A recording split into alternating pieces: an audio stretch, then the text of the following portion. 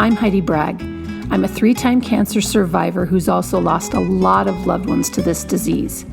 My goal is to connect you with stories and resources that will improve your life so that you can feel happier, more resilient, and less stressed, especially when you're going through hard times. Join me as we discuss life, cancer, etc. So this is a little terrifying, but it's also super exciting. This will be the first video on our YouTube channel. We do have some of the audio from the podcast on there. I believe we have all 3 seasons, but now we're going to start doing video. And just like with the podcast, I'm learning on the fly, and it's going to be imperfect because I am, but I hope it's authentic because I really strive to be honest and open about my experiences so that hopefully that will help some of you who are going through hard things. If you have questions, you can use the contact form on our website. There will be a link to it down below. And if you like it, please subscribe and share so that we can get these resources out to as many people as possible. Thank you all for your support. We've had almost, not even listens, but just downloads, like 2,000 downloads of the podcast in the last year and a half.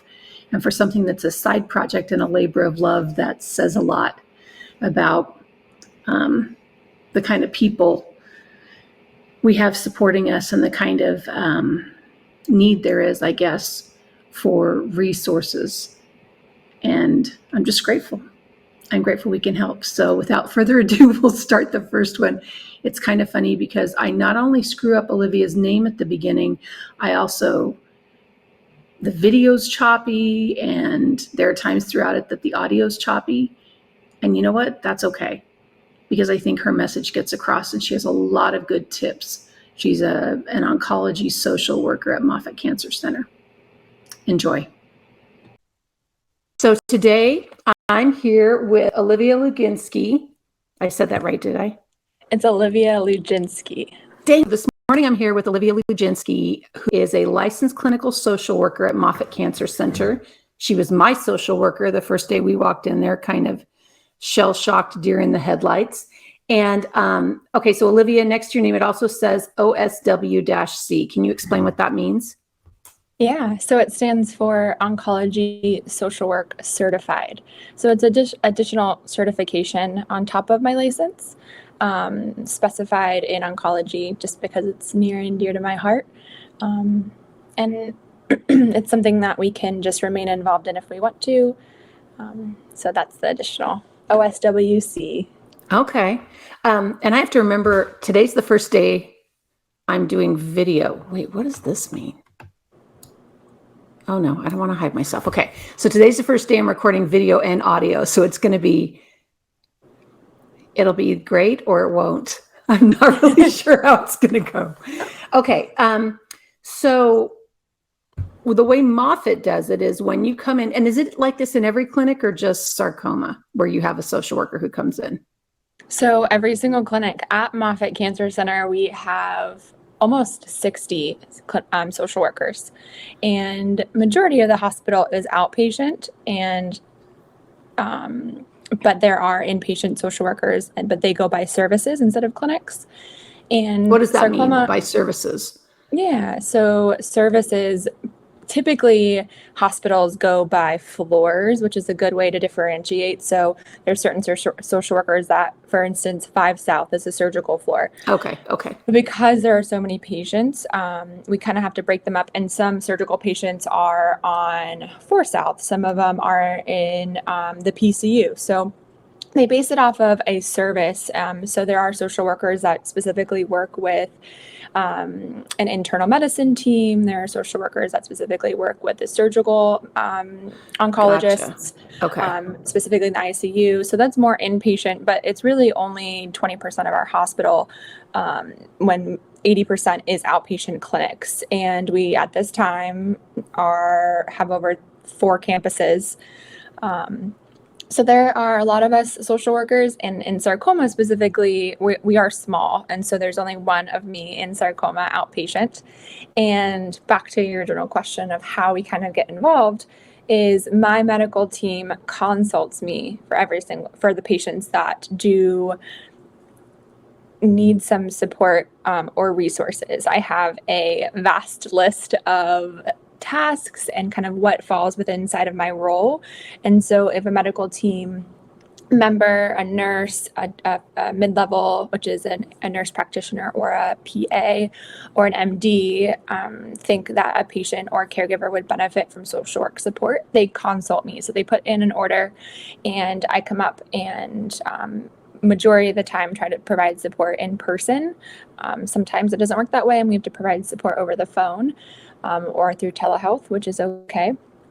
And so we're consulted for each patient. We don't see every single patient, unfortunately, but yeah, that's how we kind of get involved from the start. And then it's kind of a continuity of care. We follow along and we always offer our resources. And as the treatment plan unfolds too, our roles can kind of shift with what the patient and family needs. Yeah, well, and it was, okay, I have a couple questions for you, and then we'll talk about how you got into this. But Yeah. do you remember, I don't know if you remember, it was 4 years ago, but do you remember what did they consult with you for me going, this is probably fatal, her family's probably going to need help? Yeah, so typically it is we're such a close, tight-knit team here. I am coming up on 5 years with the sarcoma team here at Moffitt, and when they're giving news about a new diagnosis to a patient and their loved ones, it is something that's such a helpless feeling where you're giving them life-altering news and they want to support best way they can. And we've kind of created this awesome team so that they can process all of the medical information with you and next steps and what that treatment plan looks like and talking about expectations. But then I can come in and help process the emotional side of it. I'm focused more on the mental health and how you're coping. And so it can kind of look very different. Sometimes patients are in apparent distress. Sometimes individuals are in complete shock. Sometimes it's in between. Sometimes there's anger, depression, anxiety. And so I kind of come in and support that adjustment and support that emotional toll and recognize that this is a safe space and this is what my role looks like to help navigate you with that new diagnosis. Because it's really, so we had gone to because I'd had cancer before, I had another oncologist. So we had gone to her and she said, this will, we're friends. I trust her judgment. She's just like, this will probably be the thing you die of. Like, this is sarcoma. This is what sarcoma normally does. And, knock wood and thank God, like 4 years later, I'm okay. But so we had that kind of initial conversation. So our expectations were very low. And then we met with a resident who gave us a similar outlook. And then we met with Dr. Broll and he said, there's this tiny little window. If you hit it, the outcomes can be fantastic, but it's small. And I'm like, well, give me numbers, because I want numbers. I want concrete data. He's like, well, I'm like, am I talking like 1%, 20%? He's like, well, probably less than 5%. And so we had that conversation and knew we would have to go home and have that conversation with our children. We talked through some of that with Dr. Broll. I think you might have even been in the room for that. I don't remember. Holly was there. I remember that. I think you might have come in later, and he's like, this is what I'd tell them. Like, we're pretty sure mom's going to be around for Thanksgiving. And this was in June, I believe. Pretty sure mom's going to be around for Thanksgiving, but we're really not sure after that. And it was bad enough to hear, but to tell your children, that's the part that, and I always tear up when I say this, that's the part that's just kick in the gut awful. Just rip your heart out. Yeah. Yeah. And the thing is, though, after we met with Dr. Broll, and you were there and Holly was there, somewhere in that, it's kind of a blur, but you started talking about services that were available for us. And I want to hit that in just a minute. But first, I'd like to talk a little bit about you and how you got into this and those kind of things. Like, what led you to this? Where'd you grow up? Whatever you want to share about that. Absolutely. So, taking it back, I am a military brat. So, my father was in the Army. We moved around all over the nation my whole life. I moved schools every 2 years and eventually became independent when I moved away for college. So, I have always it was a learned behavior to be the new girl. It was a learned behavior to have to kind of become an extrovert forcefully. I wasn't naturally an extrovert, and be okay with being in new situations and uncomfortable situations and learning to make friends and learning to plant roots. And so, a little bit more about my story and how I got into the field of social work. I have adopted siblings. I'm the oldest. And my adoptive siblings, both of which grew up with developmental disabilities.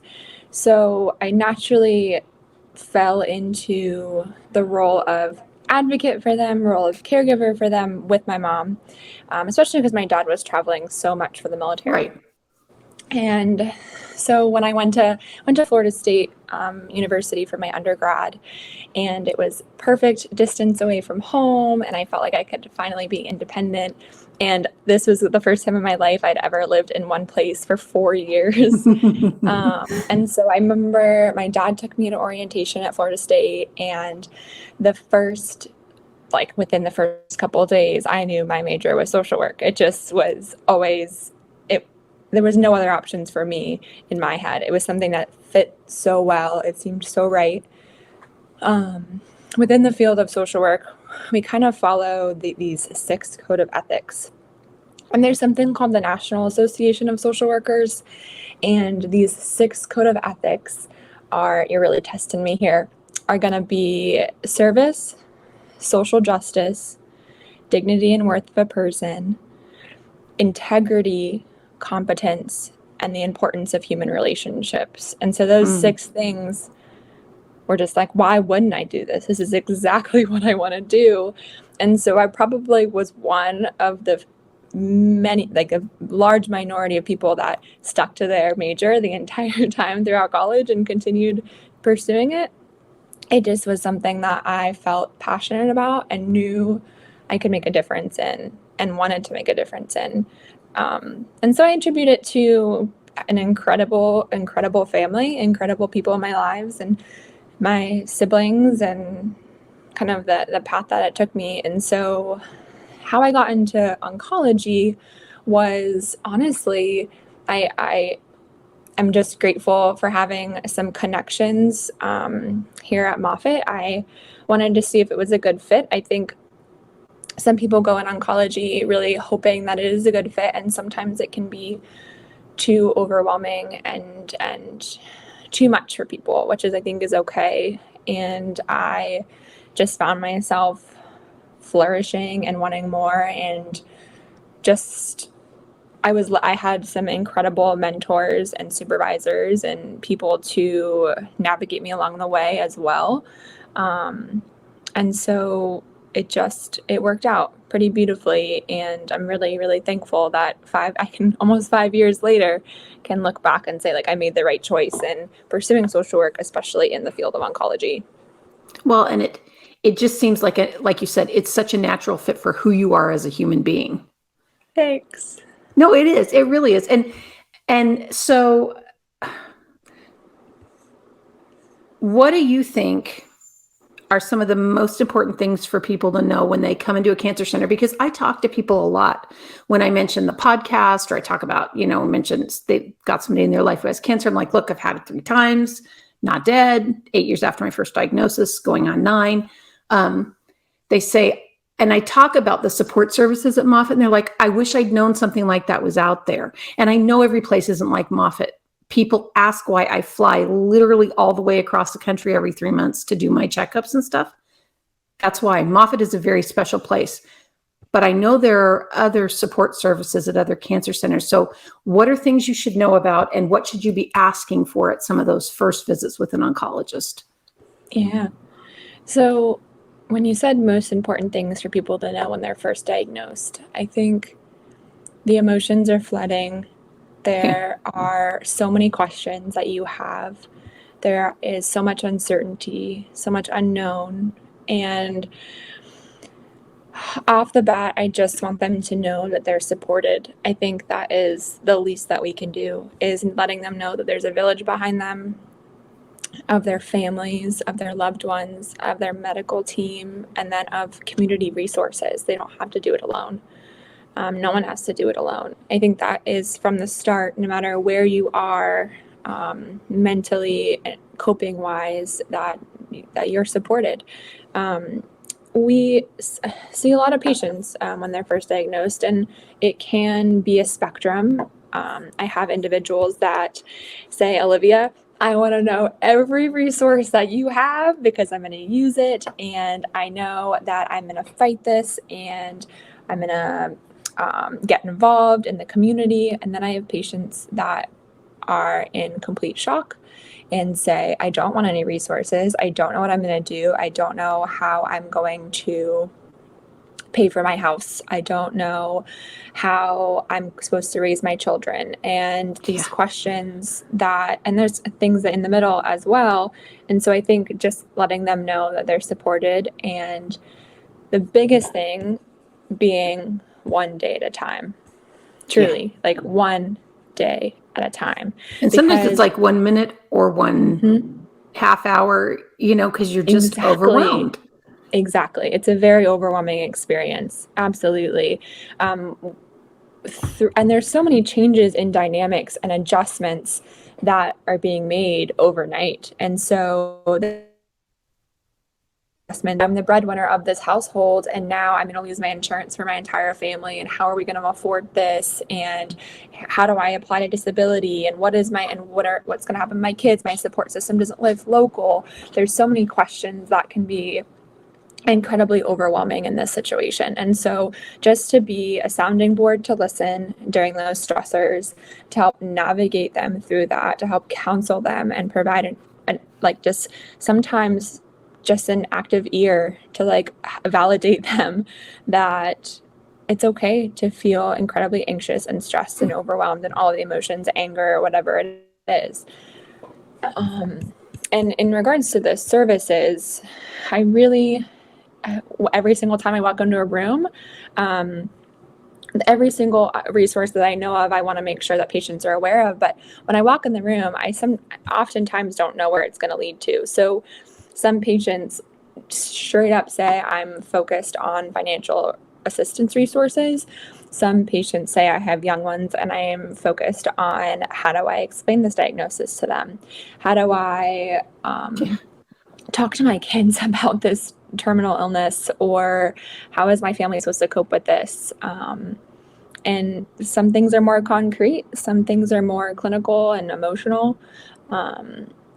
And what I never want to do is overwhelm them with resources when they're already in an overwhelmed place in their life. So it's my job to meet them where they're at. I think that's what's so important, is meeting the patient and the family where they're at emotionally. Well, and you were really good about kind of meeting us where we were, but then saying, here's my phone number, here's my email, here's my this, you can call anytime. Here's a folder full of information about resources so that when you're ready, you can look at it. Because I'm usually a voracious researcher, but in that moment, you are just so flooded with, okay, so what's next? Okay, so what are we doing tomorrow? What are we doing next week? Crap, I'm not going to be able to work full time. It's all those pieces and you're just kind of spinning. So having that, I think establishing a connection with you was one of the primary things we did in that first appointment, so that we felt like we could come back to you later for resources and help. Yeah, that's a really good point. Establishing the rapport is definitely a good start, but then you having those resources to go back to, because when there's a time where you can breathe and you feel like you can process and you feel like you've come to the point where you can look at resources, then they're available to you and you know how to contact me if you have questions. And a lot of these resources are have applications and require letters and need medical confirmation forms and all of this lingo and terminology and treatment plan information and advocacy efforts. So one of my biggest things is navigator, and making sure that I'm leading you in the right direction. And if I'm not the person that can answer that question, I can lead you to the person and refer you to the person that can, or I can refer you to the community resource that can, that might have a little bit more info or might be able to support your family. I think, yeah, it's, Olivia was kind of like a guide. Like, and you and Holly and Dr. Brohl all work together really well. And so here's for example, like I had to, wanted to send some of my tissue samples from the tumor that was in my heart off to do what's called a foundation study. And that's a very expensive genetic study. I think it's not just genetic, but they also do tissue samples and whatever else. And it's pathology and genetics. And so that same day they came in with forms and said, there's a financial assistance form for this because it's not always covered by insurance. So here you would fill out this and you would do this. And they got all that taken care of so that was already being processed. They were already doing the clinical work, but I wasn't worried about cost and whatever. They're like, at most it will be this amount of your income or this dollar amount. I can't even remember what it was. So if you're okay with that, fill this out and then this will help. And then we'll let you know where it goes from there. Because all those, I think the hardest thing is there are so many different things that need to be done pretty much right now. And it's like, how do you triage which thing is most important in that list when? Absolutely. You're like, what fire do I put out first? Yeah. Mm-hmm. So what about, I'm looking at my list of questions. What about if someone's not at Moffitt? Are there any community or national services that they could ask for if they're maybe in a smaller town or at a smaller cancer center or something like that? Absolutely. So we have resource lists. Majority of the clinic social workers have created community resource lists that are not Moffitt related in any way, more diagnosis related. And so you do not need to be a patient at Moffitt to benefit from them, to research into them, to look into them, to receive support from them. Specifically, I'm just talking within the scope of sarcoma because that's our clinic, but I have a sarcoma resource list that I've provided to individuals outside of Moffitt that somehow I've gotten in connection with, or maybe their insurance wasn't in network with Moffitt, so they're seeking local support and local chemo and radiation or local surgeons.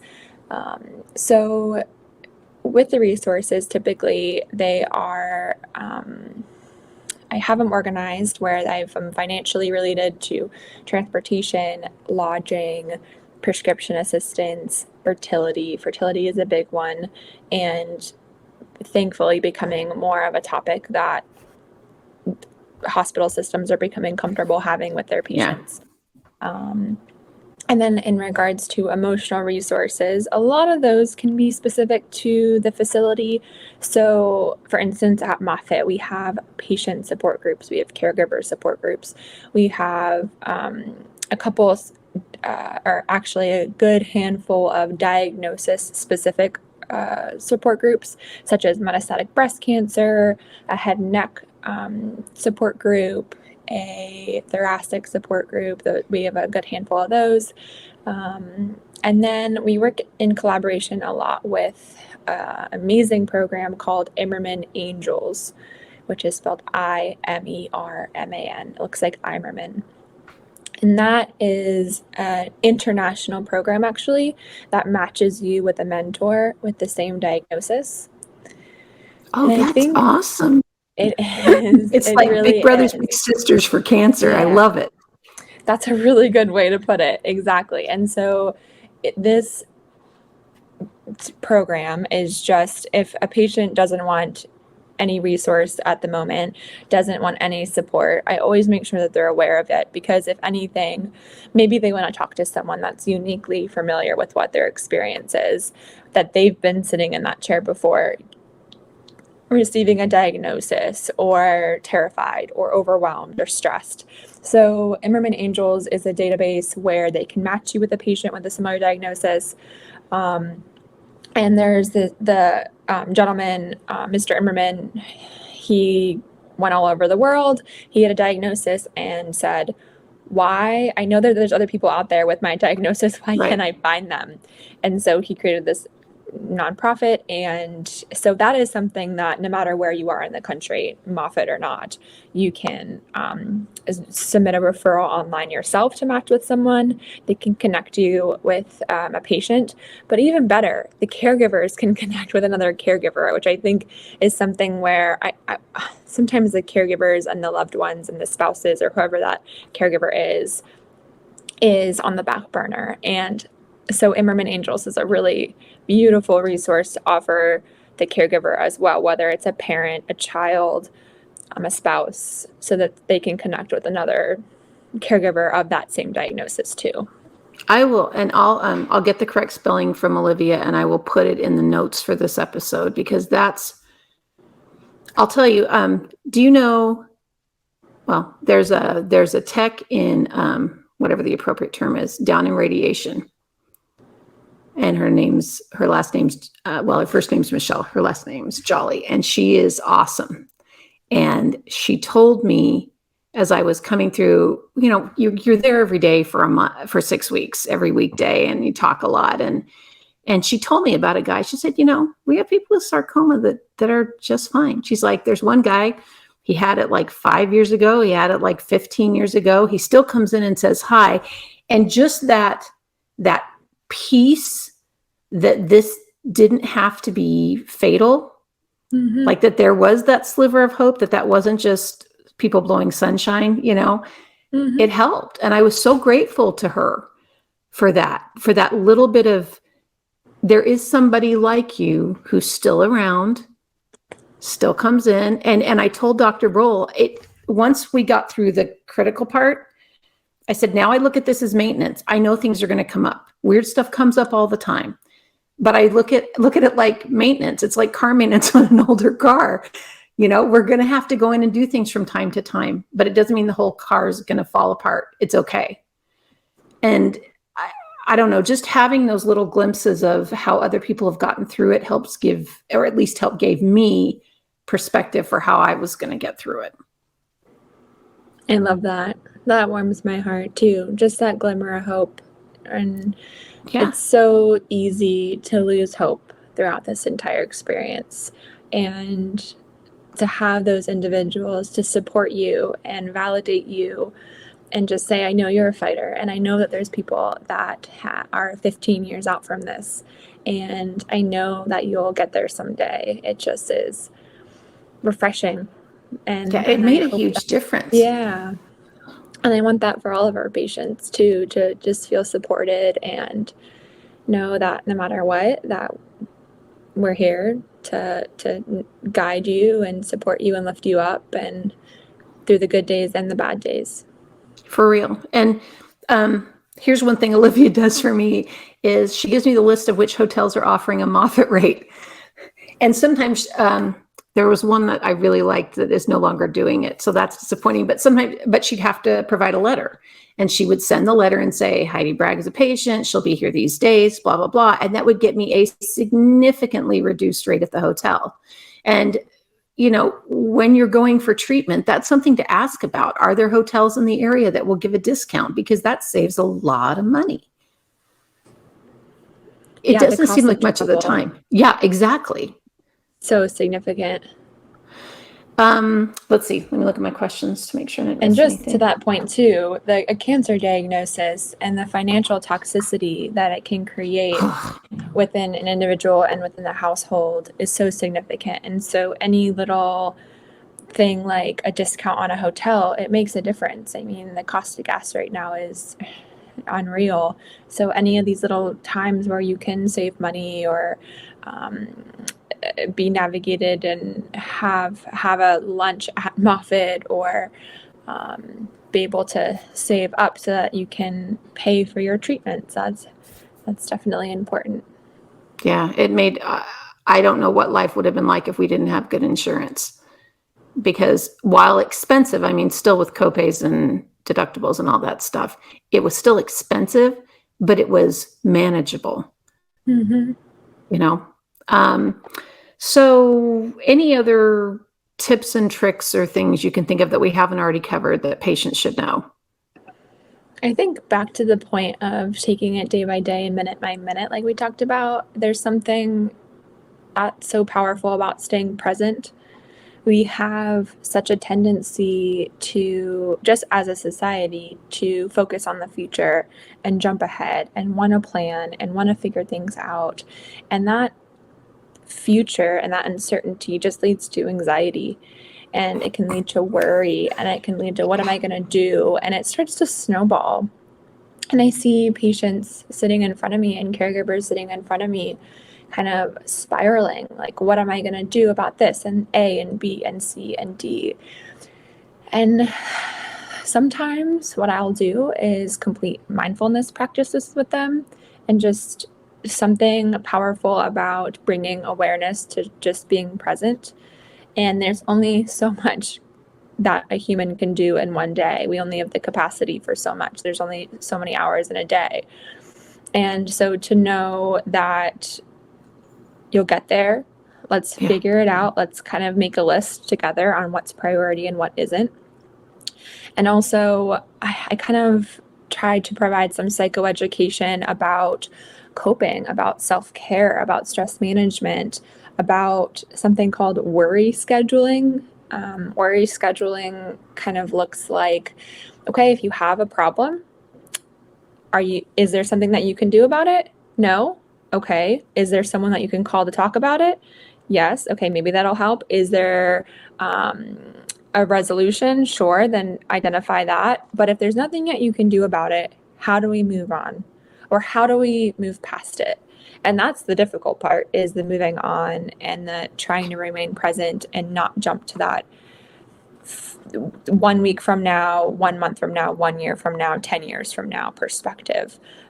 Because it can be crippling. It can be really crippling and debilitating when we try to jump to those conclusions, which are just so natural for us. And I think as a society, we've destigmatized a lot of mental health challenges.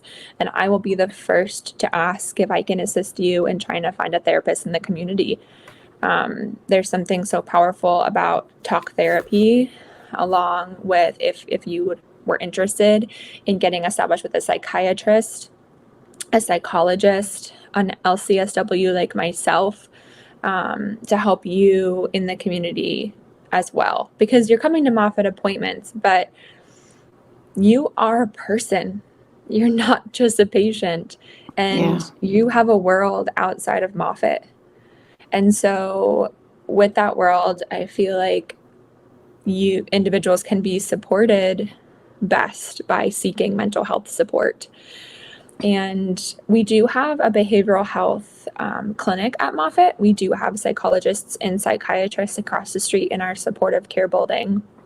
But as you can imagine, the caseload is high, and there are some criteria to getting into that clinic. So if individuals do want to be seen soon and seek mental health support, oftentimes I recommend trying to find someone local, because it's much easier to see someone in the town that you live in than making the extra trip out here to Moffitt to see that provider. We did. Yeah, we established with somebody local, and pretty much as soon as I got the diagnosis, and it was hugely helpful. And my husband Kevin said, we need to get a therapist, established care with a therapist now, so that as things come up, and we all went together to the first one. Sometimes one of us would go, sometimes the other would go, sometimes one of the kids would go, sometimes we'd go with one of the kids. But we had Sharon, she's done a few podcasts for us too. We had Sharon to just help us process and give us tools as these new things came up. Because I always tell people, therapy is just tools for your toolbox. You have never been through this exact thing at this exact point in your life before. So I don't know how to be a person. I didn't know how to be a person with sarcoma. So we needed tools. Absolutely. There's individuals out there to assist you with those coping mechanisms and help facilitate that personal development, because it can seem so isolating. And to know that you're not alone and that you have someone to talk to and have someone to listen to. And like you said, every single person has the tools in their toolbox, but that therapist can be there to help you use them and show you how to. Can be so cathartic. And with the continuity of care too, I see patients from their first day here. I see them in the middle of their treatments, at the end of their treatments, and people are on very different spectrums of whether they're ready for support or not. And so what I think is so beautiful, it doesn't matter where your treatment plan is, you're going to benefit from it. But back to that point of meeting you where you're at, if you feel like the start of your treatment, you don't want to talk to someone, but maybe once you do get settled into what that treatment plan looks like, because then you know exactly what to expect, maybe that extra layer of mental health support, maybe then you're ready for it. That's true. And that can be something that I've seen a lot more of, because they want to get that treatment started right away. They want to start their chemo, their radiation, have their surgery scheduled, be post-op before they add extra appointments on, which is understandable. And no matter what, I'm going to make sure to meet you at that level and navigate you at the point. But I would be remiss if I didn't encourage our patients or even educate our patients about the benefit of support in the community, psychosocial support. For sure. And it makes a huge difference. And especially if you don't have a large community of people around you, getting those services in place is crucial. I was going to ask you, so what does someone ask if they're not at Moffitt, if they're maybe a smaller clinic? Who do they go to, number one? And number two, what is that question to ask about what kind of support services or supportive care resources are there around me? How do you word that? So are you asking how we get consulted for social work and then how we see them? Well, more like if someone's nowhere near Moffitt, say they're somewhere completely different and they go to their oncologist, what are the right questions to ask to connect them with those kinds of resources in the community where they live? I see. Okay. So most local oncologists will have a social worker on their team of some sort. I would say always inquiring if there's a social worker available to speak with or a social worker that contact that they can reach out to. We have many different roles dependent on the facilities and dependent on where you are working in the community. I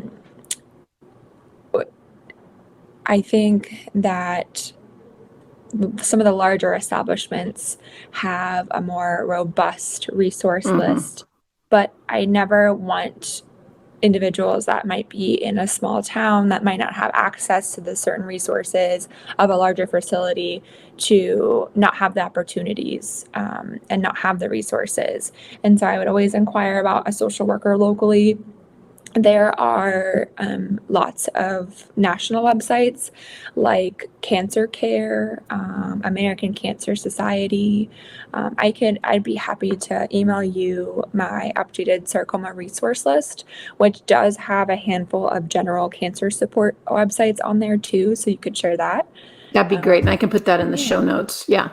Yeah. And I think back to what you said too at the very beginning, where you were a researcher. You were like, I'm going to look into this, and we can get so sucked into this like sinkhole of research and information, and it's so overwhelming. And that can also trigger anxiety and emotions. And so some of these resources help guide you into something that is palatable and like a safe place to do research, sort of. Because I didn't, Olivia, to be perfectly honest, I'm a person of faith, and I normally am a voracious researcher, but I knew if I went down that rabbit hole, I wasn't coming back. So I was just like, do I feel at peace with the providers I've chosen? Do I feel at peace with the treatment plan? Then we're going to do that. And I'm not going to do my usual laborious researching because it just stresses me out. But that is so insightful of you to recognize that. I mean, to put that boundary up and say no, because I know what it's going to do if I do research it, and to have that personal boundary with yourself and just trust in your medical team and in your family and the resources that you had. I mean, Well, it's not often, that was my because, second cancer of 3. So I had kind of learned from experience from the first one. Yeah, absolutely. Awesome. No, I would love to get that resource list, and I'll repost it for people. Well, within this line of work of social work, I can say it's never a dull day. We always can handle, just in the medical field, I think we can handle more than we thought we could. And the overall theme is that self-care is so important. Self-care for patients, self-care for caregivers, self-care for team members, because nourishing ourselves is necessary and a part of life. And if we don't nourish ourselves and support ourselves and care for ourselves, how are we supposed to care for anyone else? Oh, yeah. My mom always says you can't give water from an empty well. Absolutely. I love that. She's a wise woman. Okay, so what has this line of work and study taught you about yourself or life or whatever? Oh my gosh, so much. I feel like I could write a book on it. You should. It has taught me so much in the last 5 years that, back to the never a dull day and no day is the same. I think that teamwork, in a very cliche way of saying it, teamwork makes the dream work. If it wasn't for the team that we had to support our patients, I mean, it just relying on each other to check in and to make sure that our patients and caregivers are navigated in the best way possible. I think this line of work has taught me that human beings are so strong and resilient and beautiful, and that mental health is something that every single one of us are challenged with. And as we continue to highlight it and seek support for it, just to, at the end of the day, our loved ones that are going through this, even if you don't have the right thing to say to them, just let them know that you're there for them and let them know that you're listening. And basically that you're stronger than you think you are. It's something I appreciated when people said, I don't know what to say. But and they basically what you said, I don't know what to say, but I want you to know I'm here. And I'm here to help. I don't know what to offer, but I'm here. And that was a beautiful thing. So let's see. There's lots of books out there too. I know a lot of people aren't readers, and now podcasts and audiobooks are a big thing, which I always encourage if that's something that you really enjoy, because there are hundreds of resources of books for patients going through this, for caregivers going through this, for children, spouses.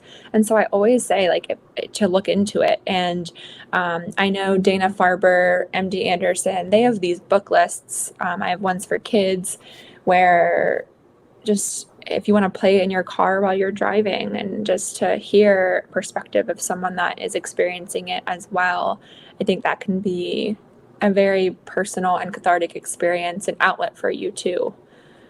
That's why I started doing this, just because I just felt driven I felt like that divine tap on my shoulder. Like you need to tell your story and allow a place for people to tell their stories, and for physicians to share and clinicians and professionals to share resources and perspectives, because it just feels so overwhelming and lonely when you're in it. Wow. Full circle. Yeah. People have been very generous with some very, very difficult stories. And I greatly appreciate that, because I've heard from others like, man, when my dad was going through cancer and things just weren't good, I listened to this one that someone else had done and it made a difference. And that just, that makes it worth it. This is kind of a labor of love. And Heidi, it's so beautiful to see how far you've come. It's so beautiful to see what you've persevered. You're making me cry. the strength, seriously though, that you and your family have had through the past. I mean, I don't believe that it's been 4 years since we first met, because it just seems like recently. But back to the point where your strength and perseverance, it just have been something that I think you're doing an amazing thing, and trying to support others and know that they're not alone in this journey. Yeah. And what I think is so beautiful about Moffitt too, and about the team members here, is that every single one of us have been touched by cancer in some way in our lives. And so we all come back to like those loved ones that we know that either have or had an oncology diagnosis. Every single person has some story to share about it, and it kind of brings us together in that way. It does. And you guys are just,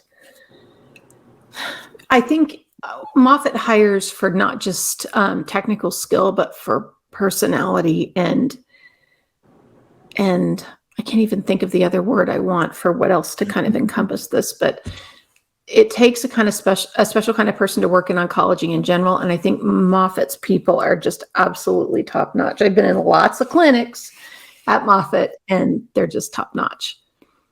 Well, I thank you for that. We've got some top-notch patients too. It's a very unique place. Okay, so what are some personal bucket list items for you?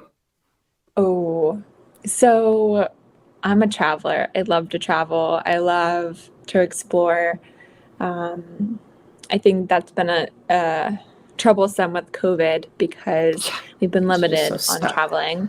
I would say bucket list items, since I can remember, is one of these days will be attending a concert at Red Rocks in Colorado for sure. That is one of my biggest bucket list items. And I have always wanted to go whitewater rafting as well. I think, those two probably are top of list right now. Yeah. What about you? Well, Kev and I, when all of our kids are launched, we're buying a place in Italy, and we're going to live there a couple months in the summer because he's in education, so we can do that, and I can work from anywhere. And then when we retire, we'll probably live half there and half here. But that's what we want to do, and just we like to travel's our thing too. We don't need a huge house, we don't need fancy cars, but we love to take trips. So. Yeah, we'll do that. When we have the place in Italy, I'm just saying you guys could go when we're not having it rented out, or come visit while we're there. Yeah. It'll be neat. I've already got my eye on a couple places. So, all right, out of everywhere in the world or in your life, what's your favorite place to be? Probably on the beach with my husband watching the sunset. That's a beautiful thing. Yeah. I'm excited. I'm coming back to Moffitt next week. And so maybe I'll stop. Are you going to be around next week? Mm-hmm. Okay. All right. Do you have space in your day, or are you booked every hour of the day? Oh, don't worry. I'll find time. Yeah. We'll connect. I'll come up to clinic. No worries. Okay. That'd be awesome. I think I'm meeting with Dr. Broll on Friday, so I'll email you. Okay. Thank you. Oh, sorry. Go ahead. Sorry,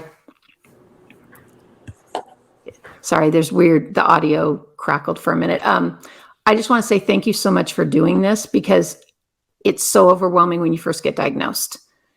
So to know what to look for, to know what to ask for, to know who maybe a contact person is who can help guide you through that is really, really critical, or it was for our family.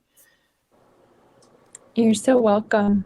Absolutely. I think it's just not every day that you get to do something like this, and I feel very honored, and I can't wait to tell other patients and caregivers about your podcast so that they can also feel less alone and also feel supported in the journey. I think you're doing an amazing thing, and just it's very valuable in this world, and podcasts now are just the new thing. Everyone is listening to them, and happy to support anytime and share what our role is, and provide psychoeducation about what resources are out there too.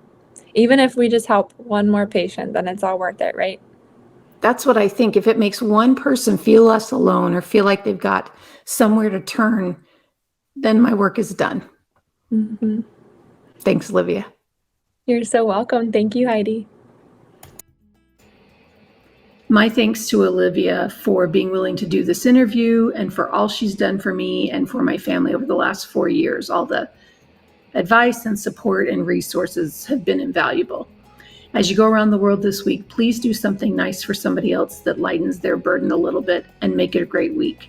Thanks for watching and listening.